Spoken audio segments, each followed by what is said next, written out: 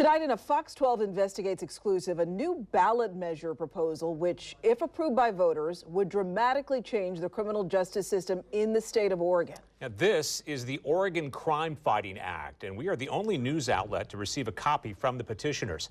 The goal of the measure is to put an end to what many describe as Oregon's catch and release system, where suspected criminals are immediately released before trial and then never show up in court. And tonight, the sponsors are confident that Oregon voters will support it if given the chance. It's just the latest example of a criminal justice system that many say has grown increasingly dysfunctional. An accused hit-and-run driver on Highway 26 later arrested for attempted murder, only to be released pre-trial by a judge over the strong objections of the prosecution and the victim's family. They said he'd never honor his promise to appear. And they were right. He's now at large, and Oregon lawmaker Kevin Mannix says cases like these have to stop. Oh, I would say it's an abomination.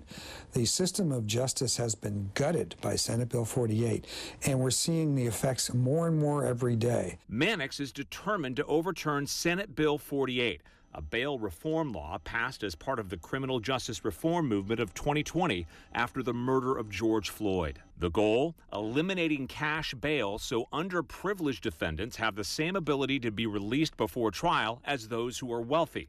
But much like Measure 110, which decriminalized drug use, Senate Bill 48 is now viewed by many as well-intended but failed legislation that went too far. It created new pretrial release guidelines for those arrested, ordering judges to create standing pretrial release orders and allowing pretrial release officers to decide whether the majority of accused felons are immediately set free without those defendants ever seeing a judge. It used to be officers knew when they arrested someone, there'd be some immediate consequence. That is, a judge is going to take a look at what this person is accused of doing, looking at the person's record.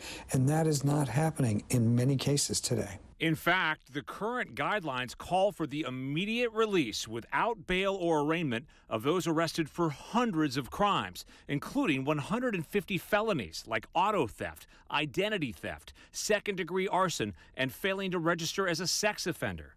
In Multnomah County, the DA's office says a rough count conducted last year found that about half of those accused felons released failed to appear for trial.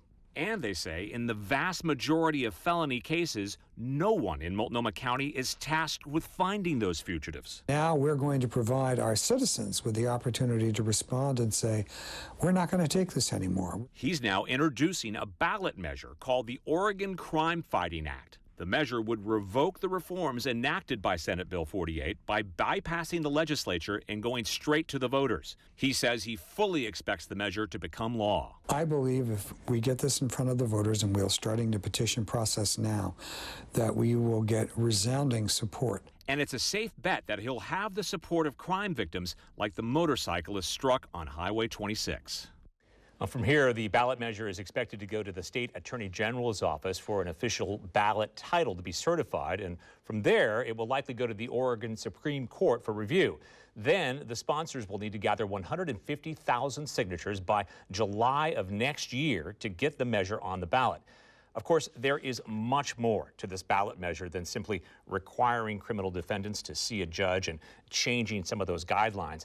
And this is just one side of a very divisive issue. We have reached out to the ACLU and others who supported Senate Bill 48 and the bail reform movement. Once they've had a chance to look at the Oregon Crimefighting Act, we'll share their views with you right here on Fox 12.